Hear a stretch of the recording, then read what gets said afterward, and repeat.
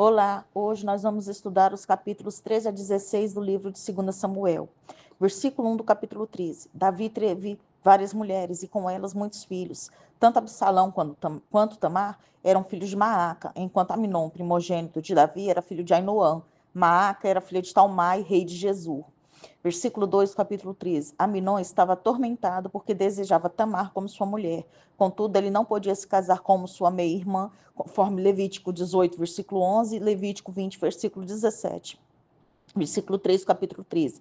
Jonadab era amigo e primo de Aminon. Ele era ardiloso e manipulador. Versículo 5 do capítulo 13. Jonadab tramou um plano pelo qual Aminon poderia ficar a sós próximo a Tamar. Versículo 6 do capítulo 13. Tanto a palavra hebraica para bolos como o verbo preparar são termos da palavra hebraica que significa coração e podem ter uma conotação amorosa. Uma palavra mais comum para alimento foi usada por Jonadab no versículo 5 e por Davi no versículo 7. Infelizmente, Davi não compreendeu a intenção que havia na proposta de Aminon. Versículo 9 do capítulo 13. Aminon parece ter estado em um quarto amplo da casa. Quando todos se retiraram, ele se recolheu à câmara de dormir para se deitar. Versículo 10 do capítulo 13. A câmara ou o quarto era o aposento mais íntimo da casa, o menos público. Versículos 12 e 13 do capítulo 13. Tamar pediu 3 vezes que Aminon não se forçasse sobre ela. Não é certo se Davi teria permitido um casamento entre Aminon e Tamar, ou se Tamar estava apenas tentando utilizar todo o argumento possível. Pode ser que, por ser filha de uma mulher estrangeira, Tamar não soubesse tanto sobre a lei mosaica. Versículo 15 do capítulo 13. Aminon sentiu grande aversão por Tamar após o sexo, mostrando que ele nunca a amou, eram apenas sentimentos lascivos. Versículo 16 do capítulo 13. A Torá exigia que um homem que violentasse uma virgem pagasse ao pai dela um significativo preço de noivo, e ele nunca mais poderia divorciar-se dela. A lei protegia as mulheres ao advertir os homens das consequências de seus impulsos sexuais descontrolados. Admitia-se também como prerrogativa que os irmãos da moça se certificassem de que o homem que desonrasse sua irmã seria um bom marido para ela.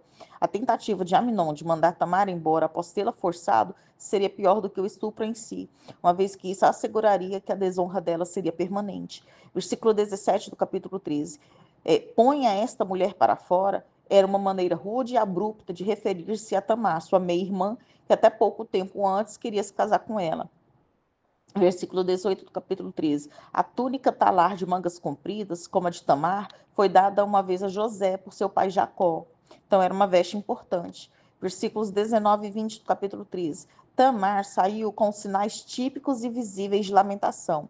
A capacidade que Absalão teve para discernir o mal sofrido por Tamar sugere que a suposta paixão de Aminon por sua meia-irmã não era nenhum segredo. Embora tivesse buscado acalmar sua irmã, Absalão em breve planejaria vingar-se de Aminon. Versículo 21 do capítulo 13. Que Davi tenha ficado furioso diante da violação de Tamar por parte de Aminon é compreensível, mas não o fato de que ele não tomou qualquer medida disciplinadora. Davi provavelmente não quis ferir a Aminon porque era seu filho mais velho, porém Davi estava demonstrando fraqueza na maneira de tratar com seus filhos. Era dever de Davi, como pai e como rei, administrar juízo e justiça a todo o seu povo. Sua falha em fazer isso contribuiu para a maior crise política de sua vida, a rebelião de Absalão. Uma das queixas de Absalão era que Davi não fazia justiça no país. Versículo 23, capítulo 13. 2 anos completos foi um longo tempo, mas Absalão não tinha esquecido o pecado de Aminon. A tosquia das ovelhas era uma ocasião de celebração. Por essa razão, Absalão convidou todos os filhos do rei. Baal-Azor ficava a cerca de 8 quilômetros de Betel. Pode ter sido escolhida por Absalão para facilitar sua fuga iminente para os parentes em Gesur, do outro lado do Rio Jordão. Versículos 26 e 27 do capítulo 13. Aminon era o filho mais velho de Davi e príncipe herdeiro, mas mesmo assim, o fato dele ter sido citado nominalmente por Absalão despertou suspeitas da parte de Davi, que perguntou: para que ele iria contigo?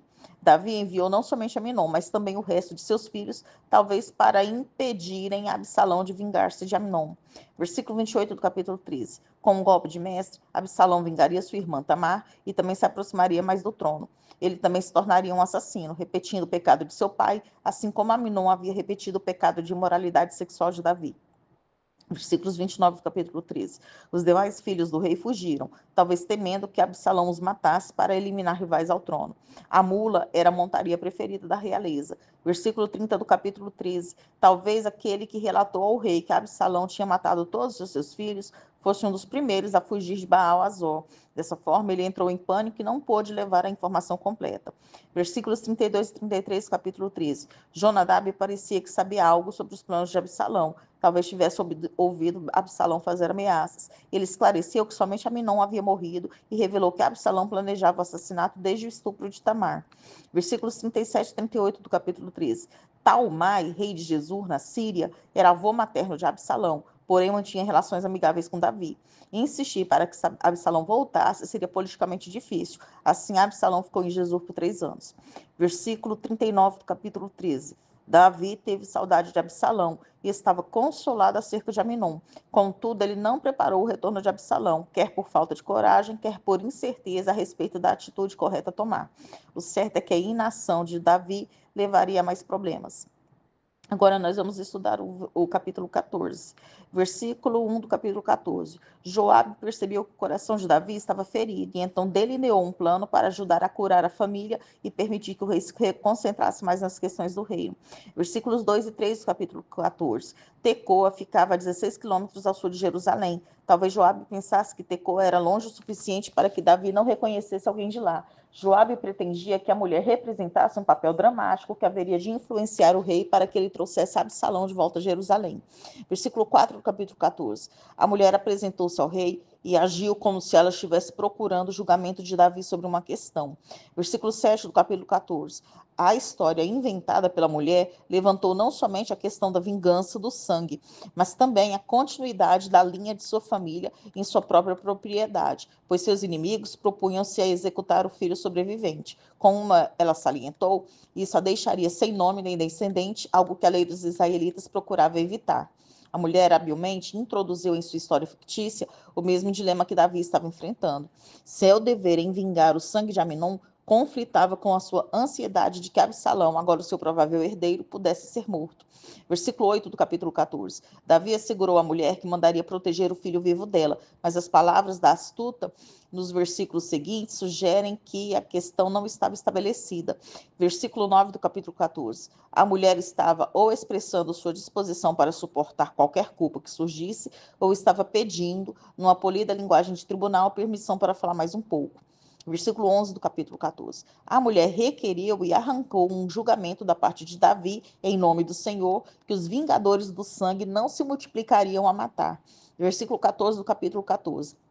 A mulher também apelou à graça de Deus. O Senhor leva o pecado a sério, porém ele também tenta restaurar os banidos que estão expulsos de perto dele. Versículos 15 e 16 do capítulo 14. Embora a mulher tivesse alcançado seu objetivo ao pleitear em favor de Absalão, ela agora volta à questão de seu próprio filho, talvez na esperança de que Davi continuasse a crer na história dela e não descobrisse que ela e Joabe tinham conspirado juntos. Versículo 17 do capítulo 14. A mulher lisonjeou a Davi ao elogiar o seu juízo. Quando ela disse, o Senhor teu Deus será contigo, pode ter sugerido que, assim como o rei podia discernir o bem do mal para os outros, talvez com a ajuda de Deus pudesse discernir para si próprio aquilo que é mais sábio a fazer a respeito de Absalão. Versículo 18 do capítulo 14. Davi, na verdade, estava discernindo tudo e suspeitou de que a mulher estivesse colaborando com algum membro da família real. Versículo 21 do capítulo 14. Apesar de Davi reconhecer a manobra de Joabe, ele pediu que seu sobrinho trouxesse Absalão de Gesur. Versículo 22, capítulo 14. Joabe pareceu satisfeito por ter atuado no início do processo de reconciliação entre Davi e Absalão. Versículo 24, capítulo 14. Davi permitiu que Absalão retornasse a Jerusalém, mas a desavença entre ele e Absalão continuaria. A decisão incompleta de Davi só serviu para inflamar ainda mais a tensão entre eles.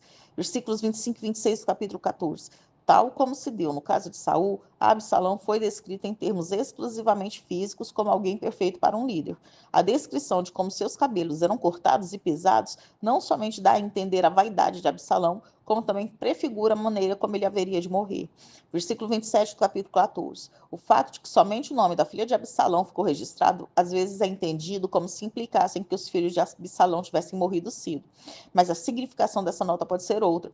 O nome da filha de Absalão era o mesmo que o nome de sua irmã, cuja violação fizera Absalão entrar em conflito com Davi. Pode ter sido um jeito de Absalão honrar a irmã.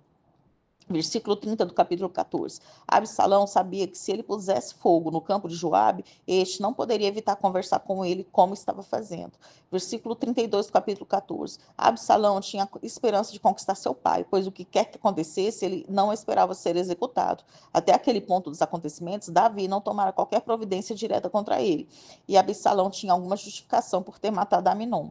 Na verdade, o pedido dele era que ou fosse completamente punido ou completamente perdoado, sem ser deixado entre esses dois extremos. Versículo 33, capítulo 14. Embora o ato de Davi algumas vezes seja referido como o beijo da reconciliação, é duvidoso que tenha acontecido uma reconciliação genuína.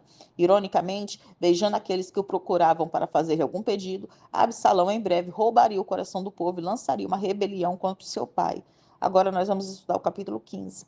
Versículo 1 do capítulo 15. Ao adquirir carruagem, cavalos e 50 homens, Absalão deu passos para realçar sua posição aos olhos do povo. Versículo 2 do capítulo 15. O portão era o local das importantes transações comerciais da cidade. Versículo 3 do capítulo 15.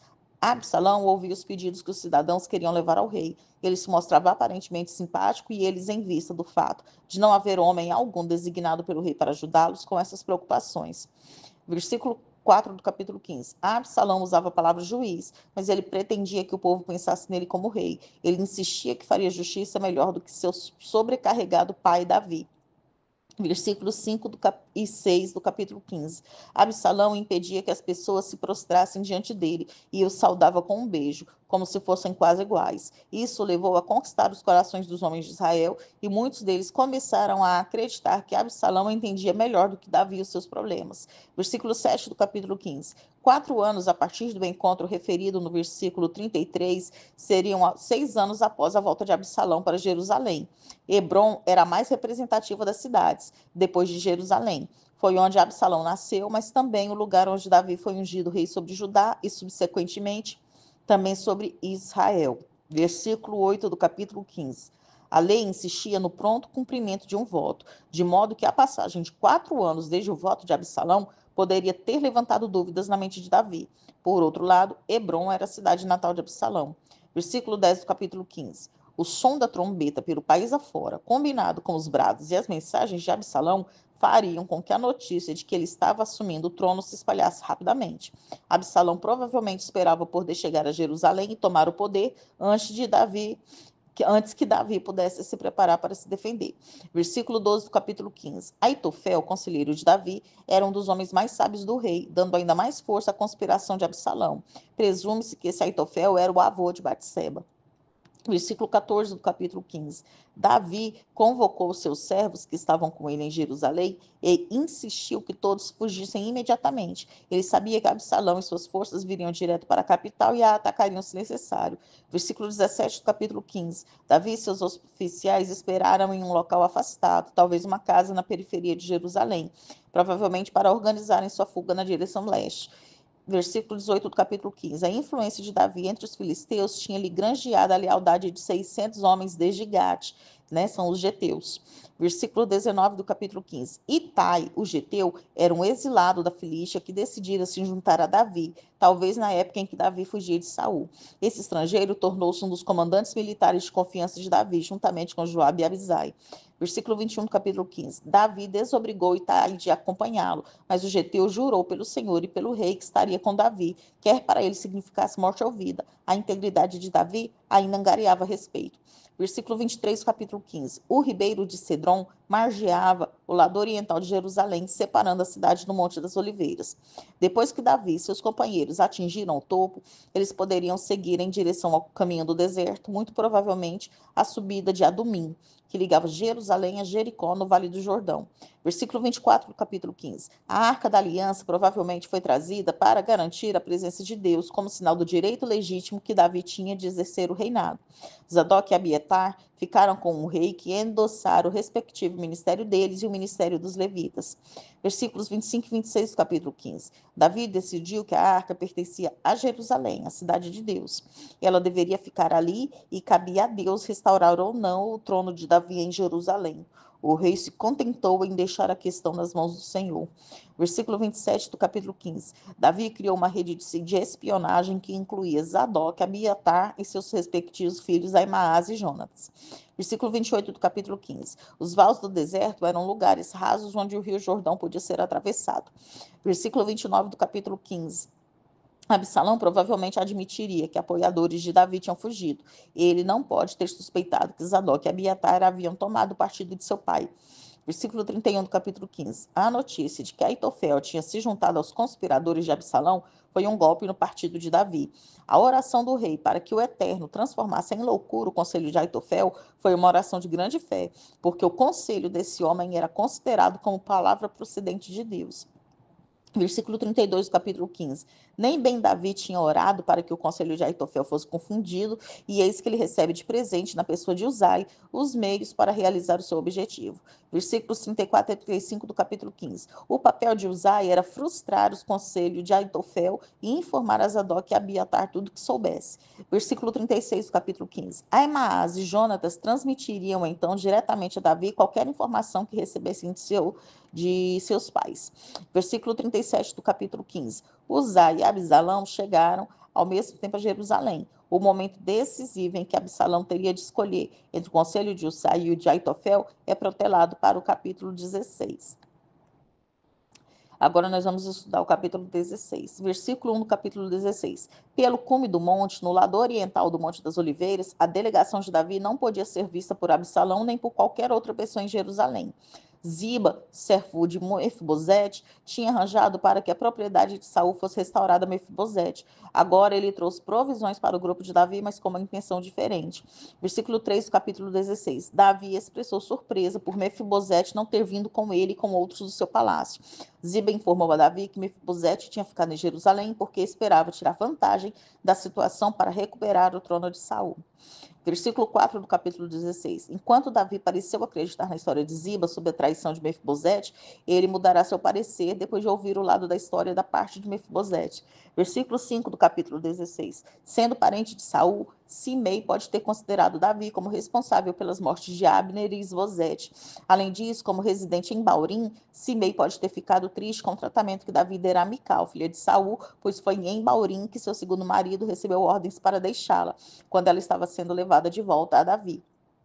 Versículo 8 do capítulo 16. Simei estava certa em pensar que a retribuição divina fazia parte das aflições de Davi, mas essa retribuição não ocorreu devido a qualquer injustiça em relação à casa de Saul. Elas eram devidas ao pecado de Davi contra Urias e Batseba. Versículo 9 do capítulo 16. Abisai ficou perturbado com o fato de alguém amaldiçoar o rei e se ofereceu para matar Simei, como também se apresentara para matar Saul vários anos antes. Versículos 10 a 12 do capítulo 16. Davi se recusou a silenciar a Simei, e isso por diversas razões. O Senhor teria impulsionado Simei a amaldiçoar a Davi. Se o próprio filho de Davi queria matá-lo, quanto mais um parente de Saul. Se a maldição fosse injusta, o Senhor recompensaria Davi com o bem. A pronta submissão de Davi ao julgamento divino é coerente com seu caráter. Versículo 14 do capítulo 16. Davi e seus oficiais estavam exaustos da longa jornada e do estresse causado pelas maldições de Simei enquanto viajavam. Portanto, logo ao chegar, fizeram tão necessário repouso. Versículo 15 do capítulo 16. No momento em que Davi fugia, Absalão e seus apoiadores chegaram a Jerusalém. Os conspiradores tomaram a cidade sem luta porque as forças de Davi tinham fugido. Versículo 16, capítulo 16. Uzai diz: Deus salve o rei, como início de sua tentativa para convencer Absalão de que estava do seu lado. Versículos 17 a 19 do capítulo 16. A suspeita de Absalão acerca do amigo de Davi arrancou dele uma resposta rápida de Uzai, de que ele se mostraria leal àquele a quem o Senhor e todo Israel tinham escolhido. Outro sim, é natural que quem tivesse servido ao pai também servisse ao filho. Versículo 21 do capítulo 16. Para remover qualquer ideia entre os seguidores de Absalão sobre uma reconciliação com Davi, Aitofel aconselhou Absalão para que se deitasse com as concubinas de Davi que tinham sido deixadas para trás. Isso deixaria clara a reivindicação de Absalão pelo trono. Qualquer que tenha sido a motivação, tal comportamento era abominável para Deus, como está em Levítico 18. Versículo 22, capítulo 16. Aqui cumpriu-se as palavras de Deus a Davi por intermédio do profeta Natã, em 2 Samuel 12, versículo 11. Versículo 23, capítulo 16. Normalmente, o conselho de Aitofel era como se um homem tivesse consultado um oráculo de Deus. Desta vez, no entanto, seu conselho era politicamente sábio, mas imoral, uma vez que Davi ainda estava vivo. Terminamos aqui, então, o estudo dos livros, dos capítulos 13 a 16 do livro de 2 Samuel.